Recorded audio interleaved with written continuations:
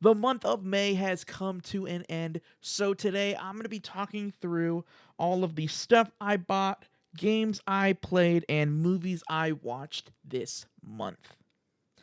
I don't think I'll do one of these every single month, but this month in particular, I felt like I had a lot of stuff that I wanted to talk about that I don't normally get to talk about on this channel. My name is James, and I started this channel because I love playing and talking about video games. If that sounds like you, please consider liking this video, subscribing to my channel, and dropping a comment letting me know what your favorite games are and how you ended up here. Let's get started. All right, so first we're going to go games that I purchased, games that I played, movies that I purchased, movies that I watched. We'll go in that order. First up, I bought Hitman Trilogy, kinda. So this is Hitman 3. I did buy all 3 Hitman games. I don't have Hitman 1 and 2 in here with me right now, but I played Hitman 1, and a friend of mine had told me that you can play Hitman 1 in Hitman 3 as like an add-on to the game, so it gets some like quality of life improvements and stuff. So that's what I did. I really enjoyed it. I was really captivated by this game. I think I played through the whole game in about 2 days or so. Really enjoyed my time with that. Looking forward to checking out Hitman 2 and Hitman 3 probably later this year. Next up, the only other game that I bought this month was Doki Doki Literature Club Plus on PS4. I just actually got the platinum this morning as I'm recording this. I enjoyed it. This game has a reputation for not being what you expect, and it wasn't as crazy as I thought it was going to be. I think I would have rather gone into it knowing it was, or thinking it was just some kind of like weird anime dating sim, except the problem is that I would never play that kind of game. So that's part of the issue here, and I think I'll leave it at that. There were 4 other games that I played, and I'll talk about those in order. 1, Assassin's Creed Origins on PS4. Some of y'all might know I played through all of it, almost all of Assassin's Creed Origins last year trying to get the platinum. And then due to a save transfer issue between 2 different PS5 consoles, I lost about 40 hours worth of progress, and I was not happy about it. So this was my first time playing Assassin's Creed Origins since then, and let me say, this game is still really good. Definitely in the running for my favorite Assassin's Creed game. I played through the entirety of the main story, got the platinum trophy, took me about 46 hours, and then I also played the Hidden Ones DLC, and I'm probably going to go ahead and play the Curse of the Pharaohs DLC at some point this year. Wouldn't be surprised if you see that. After I was done with Assassin's Creed Origins, I started and played Watch Dogs Legion. I found it to be frustrating. I really enjoyed the first Watch Dogs game, and I wasn't as hot on the second Watch Dogs game, and then I felt like since I had already played those 2 Watch Dogs games, I might as well go ahead and get this one too. So I pre-ordered this one. I got it with my console. I didn't start it until now. And the parts that were hacking puzzles and stealth, I found those to be really fun. But every once in a while, all the doors are going to lock and you have to defend this area from drones and you can't leave. I found it to be really annoying. Which I think is also part of why I enjoyed Hitman so much. Hitman was everything that I loved about Watch Dogs without all of the stuff that I didn't like. That's the last physical game. I did play through 2 other games from Xbox Game Pass. One of them is Firewatch. I played through it pretty much all in one sitting over the course of about 4 or 5 hours, and I had a really good time with it. Starting it out in the beginning of the game when before you actually get to your Firewatch station. I was a little bit skeptical. I wasn't sure if this was going to be the game for me, but I enjoyed it. Later that night, I started Tetris Effect. This one's also on Game Pass. I had heard really good things about Tetris Effect. I'd heard that it almost feels the way that they do the music and the rhythm and all this stuff, that it almost feels like a rhythm game, but it's really something else.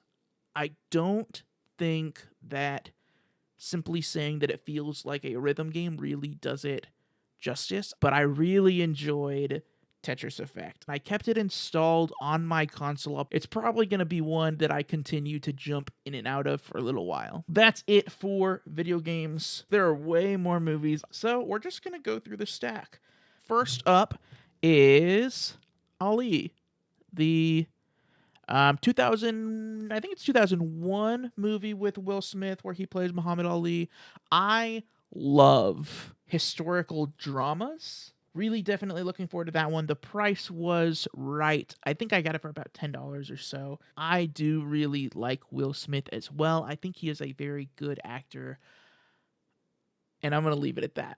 Next one is the Hitman's Wife's Bodyguard. Not a big fan of the name of the movie, but this was another one that the price was right. I saw it at Best Buy for about $10. I enjoyed the Hitman's Bodyguard enough to make me want to check out this one. I enjoy Ryan Reynolds. I think he's pretty funny. We've also got Antonio Banderas and Morgan Freeman, who I don't think either of them were in the first one, so I think this one will be interesting. And I'm always a fan of a dumb action movie, and that's really what that is, I think. Next up is Top Gun. I've never seen the movie Top Gun, and lately with people talking about how good Top Gun Maverick is, it's still in theaters. I'm hoping that I can watch this one probably in the next week or so and then go catch Top Gun Maverick in theaters.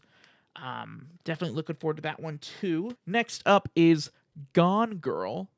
This is another one that I've never seen. My wife really likes this movie, and the worst part is that at one point I watched a movie thinking it was Gone Girl.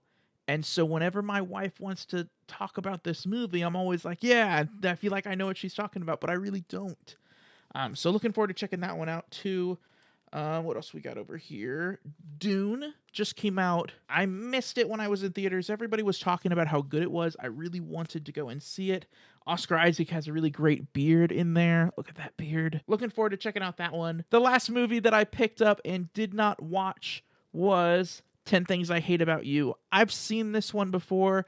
I picked this one up because it was cheap, and it was actually an accident because I already own this movie. So I'm not sure what I'm going to be doing with this one. I might give it away to someone, but that's really a good one. Heath Ledger is incredible.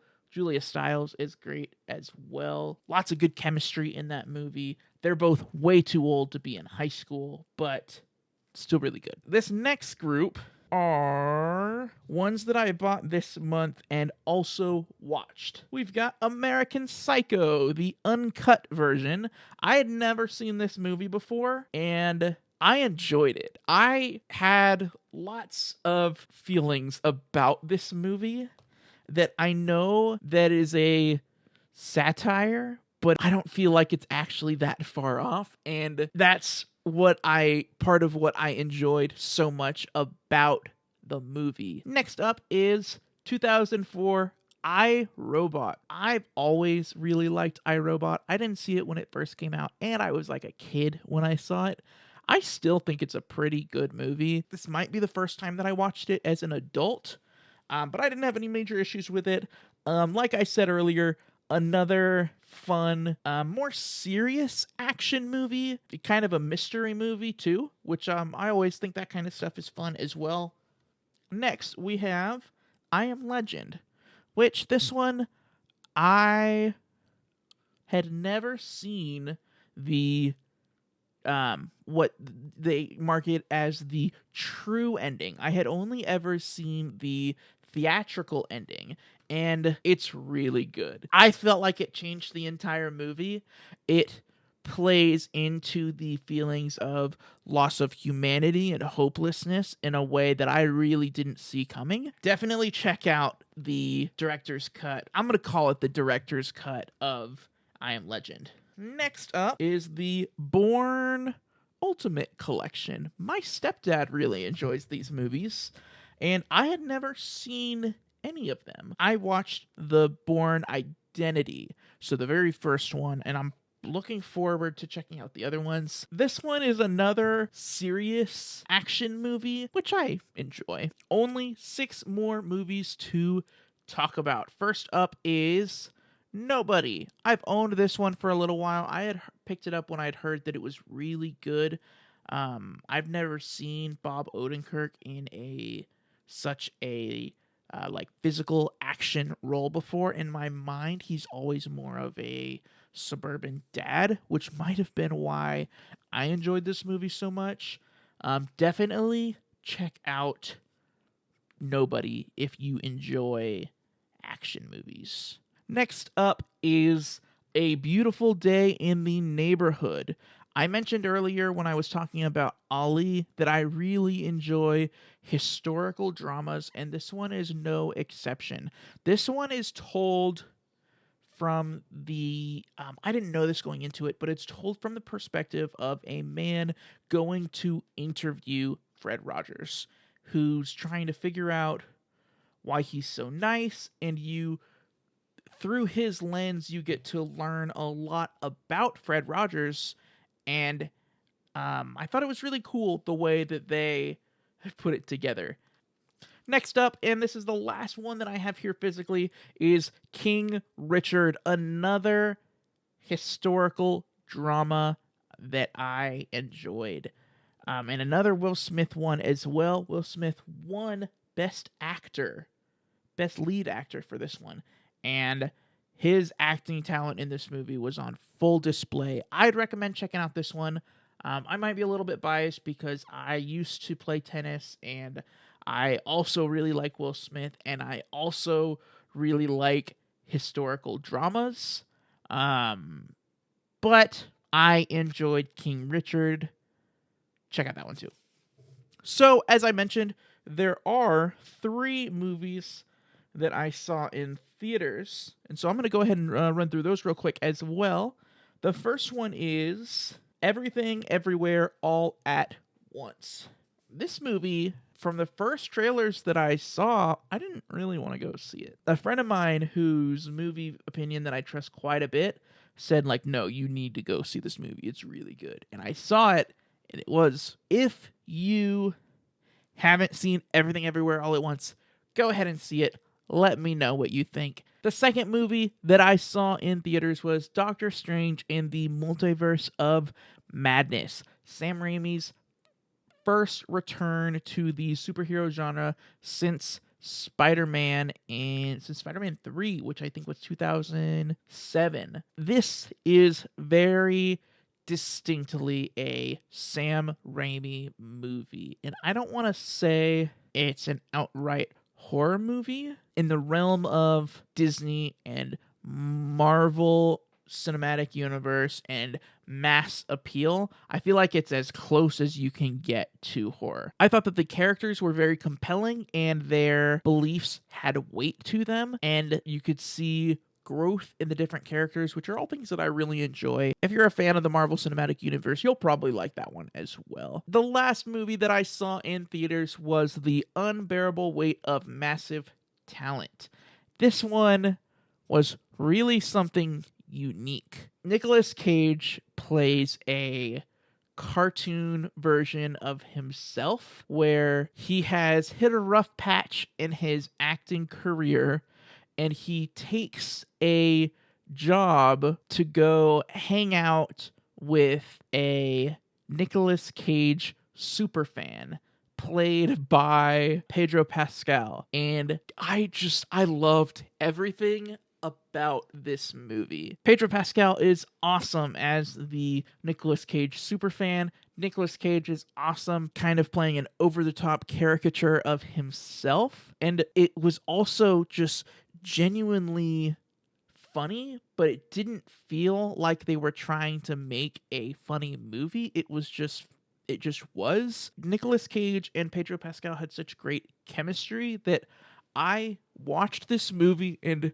the two people that I was with, my wife and my friend Phil, all three of us were just like, wow, that movie, that was incredible. And I walked out of the movie wanting to see it again. I didn't go to the theater and see it a second time, but this is definitely one that I'm going to buy to own when it comes out on Blu-ray. All right, so that is it for this video. In the comment section, let me know what games you've been playing, what movies you've been watching, all that good stuff. If you like this video, make sure to check out some of my other videos as well. There's probably something up there you will like. And as always, the best way to keep up with me is on Twitter at James_Solar. Thanks, guys.